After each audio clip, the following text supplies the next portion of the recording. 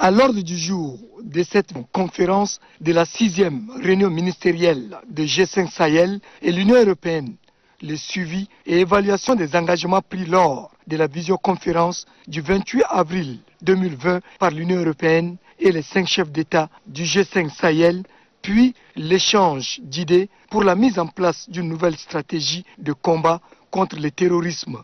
Concernant le premier point, le représentant de l'Union européenne, Joseph Borrell, et le président en exercice du G5 Sahel, le Mauritanien, ont remarqué que certains de ces 19 engagements n'ont pas été tenus. Cela s'explique beaucoup plus par la longueur du procédure et surtout la complexité des projets. D'où, pour le ministre des Affaires étrangères, il faut harmoniser le cadre de coopération puis rendre la procédure un peu flexible. Les conférenciers qui ont planché également sur la stratégie de combat contre le terrorisme estiment que celle-ci, qui date de 2011, doit être repensée, raison pour laquelle les conférenciers proposent un combat psychologique. Au niveau du lac Tchad, il faut combattre le terrorisme par une lutte acharnée, pas seulement militaire, mais contre la pauvreté,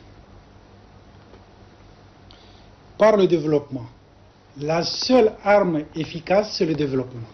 Les conférenciers qui n'ont pas perdu de vue les conséquences de la Covid-19, la question des droits de l'homme, ont exprimé leur satisfaction quant à l'engagement du nouveau représentant de l'Union européenne, Joseph Borrell, qui soutient le G5 Sahel dans son combat salutaire.